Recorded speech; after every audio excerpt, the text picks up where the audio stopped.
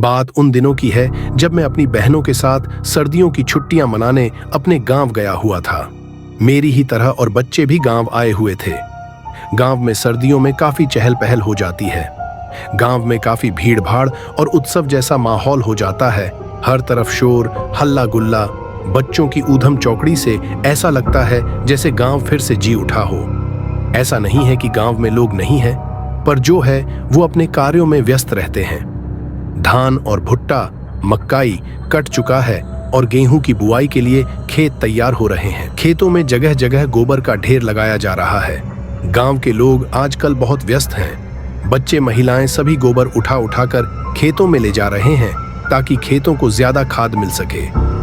गांव के मर्द खेतों से खरपतवार को हटा रहे हैं और खेतों में आग लगाकर झाड़ झंकड़ को साफ करने में लगे हैं। कुछ गांव के लोग अपने खेतों में, गोट खेतों में किसी कोने में दोनों तरफ छप्पर लगाकर उसमें अपने जानवरों को बांधकर कुछ समय वहीं उसी छप्पर में रहते हैं ताकि खेतों में ज्यादा से ज्यादा गोबर इकट्ठा हो सके।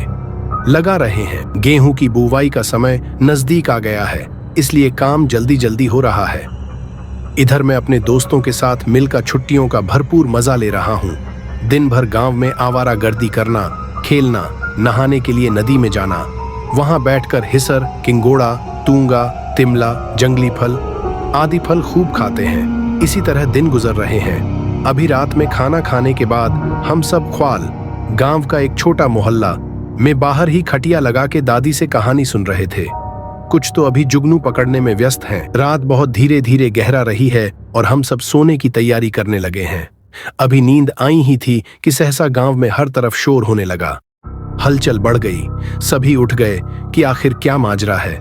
बुजुर्ग आपस में बात करने लगे और हम सब बच्चे डर के मारे अपने अपने माता पिता, दादी, दादा, ताई से चिपक कर रोने लगे। समझ ही नहीं आ रहा था कि इतनी रात कौन शोर कर रहा है और क्यों। गांव के बुजुर्गों ने सभी बड़े लड़कों से मशाल बनाने और उस ओर जाने के लिए कहा जिधर से शोर आ रहा था। किसी ने बताया कि शोर उस ऊपर वाले खेत में जो गोट लगी है वहीं से हुत हुत की आवाज आ रही है। किसी ने बताया कि वो गोट तो गिरीश की है और शायद वो मुसीबत में है। सभी बुजुर्ग आपस में मंत्रणा कर रहे थे कि कैसे गिरीश को बचाया जाए और हम सब सुन रहे थे कि कोई गांव का गिरीश भाई संकट में है, पर समझ नहीं आ रहा था कि उन्हें आखिर हुआ क्या है और किस तरह से वो संकट में है। अभी हम बुजुर्गों की बात सुन ही रहे थे कि एक जोर की आवाज गूंजने लगी कि उसे कैरी, गांव की लक्ष्मण रेखा जो गांव को बुरी बला से बचाती है, की तरफ ले जाने का प्रयास हो रहा है और अगर उसने उसे कैरी के बाहर ले गया तो फिर उसे कोई नहीं बचा सकता। हम सभी बच्चे, दादी, चाचियां सब परेशान, हतप्रद थे कि कौन गिरीश भाई ले जाएगा और क्यों, आखिर माजरा क्या है। सभी गफलत में थे। उधर बुजुर्ग लड़कों के साथ मिलकर मशाल बना रहे थे और जल्दी जल्दी उसे रोकने के लिए कह रहे थे। मशाल बनने के बाद सभी बड़े लड़के मशाल जलाकर उस दिशा की ओर भागे जहां से आवाज आ रही थी। अब सभी लड़कों ने गिरीश भाई को खाट में लेटाकर उन्हें गांव में ले आए। सारे लोग वहां इकट्ठा हो गए थे। ताई जी गिरीश भाई के सिर को मलाश, सिर की मालिश रही थी और कुछ बुदबुदा रही थी मानो कोई मंत्र पढ़ रही हो। कुछ लोगों ने गिरीश भाई के मुंह में पानी के छींटे मारे जिससे वो धीरे धीरे होश में आने लगे। सभी खुश थे। मैं भी वहां अपनी दादी के साथ ये सब देख रहा था। गिरीश भाई पूछ रहे थे कि उन्हें क्या हुआ। उन्हें सच में कुछ याद नहीं था। वो बहुत डरे, सहमे से लग रहे थे। कुछ लोगों ने उन्हें आराम से उठाकर बैठा दिया। फिर लोगों ने उनसे पूछा कि तुम्हें कुछ याद है कि क्या हुआ तुम्हारे साथ। तो वो लड़खड़ाती आवाज में बताने लगे कि रात को खाना खाने के बाद वो उबला भुट्टा खाते खाते अपनी गोट की तरफ पहुंचे तो तब सब सामान्य था। फिर वो अपनी खाट पर लेट गए और भुट्टा खाने लगे कि उनकी गोट के पीछे वाली छप्पर में कुछ हलचल सी हुई। तो वो ये जानने कि कहीं कोई गाय, बैल या बकरियां, ढेबरा भेड़ अपने रस्सी से खुल तो नहीं गए। छप्पर के पीछे भुट्टा खाते खाते चले गए तो क्या देखते हैं कि एक ढेबरा, पहाड़ी भेड़ ऊपर वाली खेत की ओर भागने लगी है। उन्हें लगा उनका ढेबरा शायद रस्सी से खुल गया है और वो उसके पीछे ऊपर वाले खेत में उसे पकड़ने दौड़ने लगे। वो भेड़ उन्हें गांव की कैरी की ओर ले जा रही थी और वो बाशीभूत होकर उसके पीछे दौड़ रहे थे।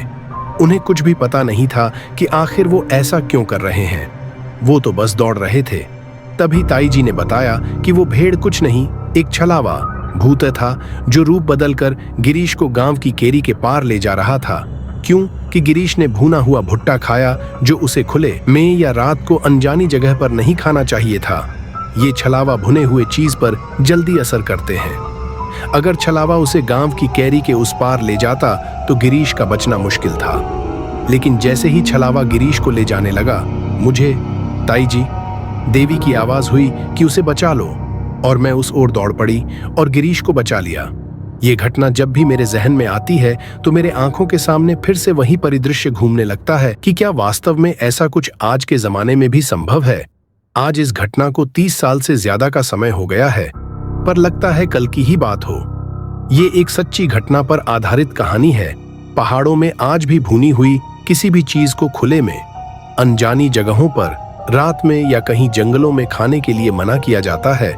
ऐसा कहा जाता है कि ऐसा करने पर छलावा भूत उसे छल लेता है।